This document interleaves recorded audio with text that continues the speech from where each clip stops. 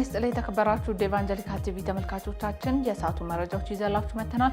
ከመረጃዎቹ ጋር ቤተልሔም ደረጀ ከመላው ስቱዲዮ ባለሙያዎች ጋር በጋራ በመሆን አብራችሁ ቆይታ የማደርግ ይሆናል። በቅድሚያም አርዕስተ ዜና። የኢትዮጵያ ሃይማኖት ተቋማት ጉባኤ ጠቅላይ ጻፊ ከዓለም ጤና ድርጅት የስነ አእምሮ ባለሙያ ጋር ውይይት አደረጉ።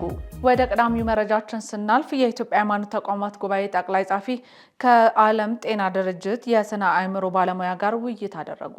የኢትዮጵያ ሃይማኖት ተቋማት ጉባኤ ጠቅላይ ጻፊ ሊቀ ትጉሃን ቀሲስ ታጋይ ታደለ ከዓለም የጤና ድርጅት የስነ አእምሮ ጤና ባለሙያ ከሆኑት ዶክተር ብሪንዶን ጌሪ ጋር ሰኔ 1 ቀን 2018 ዓ.ም በጉባኤው ጽሕፈት ቤት በሁለቱ ተቋማት ትብብር መስራት የሚቻሉ አጀንዳዎች ዙሪያ ምክክር አድርገዋል። በውይይቱም የጉባኤው የስራ እንቅስቃሴና የትኩረት አቅጣጫዎች አስመልክቶ ማብራሪያ የተሰጠ ሲሆን በቀጣይም በጋራ የሚደረጉ ማህበራዊ ጉዳዮች በተለይም ከጤና ጋር ተያያዥነት ባላቸው አጀንዳዎች ላይ በትብብር ለመስራት የሚያስችል መንገድ ለመፍጠር በትኩረት የሚሰራ መሆኑ ተገልጿል። መረጃውን ከጉባኤው ማህበራዊ ትስስር ገጽ ላይ ያገኘ ነው። በኢትዮጵያ ሙሉ ወንጌል አማኞች ቤተክርስቲያን የደቡብ ምስራቅ አዲስ አበባና አካባቢው ክልል የልጆችና አስተማሪዎች ስልጠና ተካሄደ። ባልደረባችን ናትናኤል ጌታቸው ተጨማሪ አለው።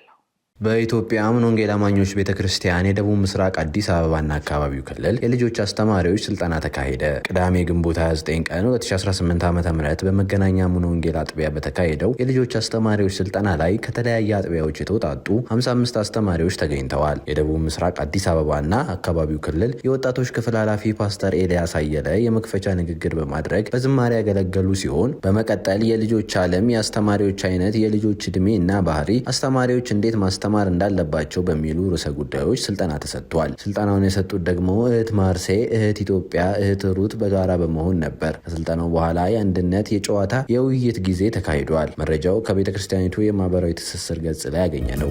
ለዛሬ ከያዝንላችሁ መረጃዎች መካከል ወደ መጨረሻው መረጃችን ስናልፍ የመሰረተ ክርስቶስ ቤተ ክርስቲያን ልማት ኮሚሽን ለ3 ዓመት የሚቆይ የሰላም ግንባታ ፕሮጀክት በይፋ አስጀመረ። ባልደረባችን ናትናኤል ጌታቸው።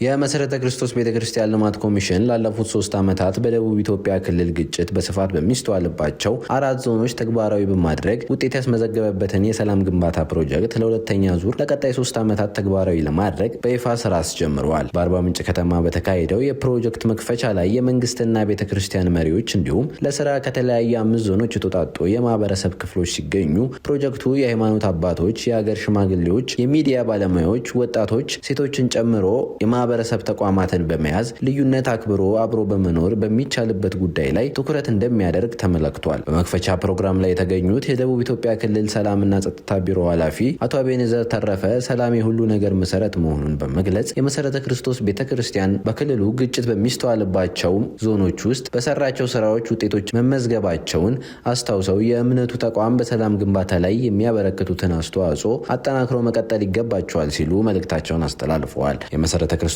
ቤተክርስቲያን ልማት ኮሚሽን ፕሮጀክት ማናጀር ወንድም ነጋሳ መርዳሳ ፕሮጀክቱ አብሮ መኖርን ማበረታታት ዓላማ የሆነ ልዩነትን አምኖ የመቀበልና ተከባብሮ የመኖር አቅምን ማዳበር ላይ ያተኮረ መሆኑን ተናግረዋል። የመሰረተ ክርስቶስ ቤተክርስቲያን የሰላም ግንባታ መምሪያ ዳይሬክተር መምህር መኮንን ገመዳ በበኩላቸው ቤተክርስቲያኒቱ ሰው በምድር ሲኖር ልዩነትን ተቀብሎ በመከባበርና ከሰው ሁሉ ጋር በሰላም መመላለስ እንዲችል አበክራ እየሰራች እንደሆነ በመግለጽ የፕሮጀክቱ የትኩረት አቅጣጫዎችን አብራርተዋል። መረጃው ከቤተክርስቲያኒቱ የፌስቡክ ገጽ ላይ ያገኛል። የተከበራችሁ ኢቫንጀሊካል ቲቪ ተመልካቾቻችን ለዛሬ ያዝንላችሁ መረጃዎች ይህንን ይመስል ነበር። ከመረጃዎቹ ጋር ቤተልሔም ደረጀ ከመላው ስቱዲዮ ባለሙያዎች ጋር በጋራ በመሆን አብረናችሁ ቆይታ አደረግን።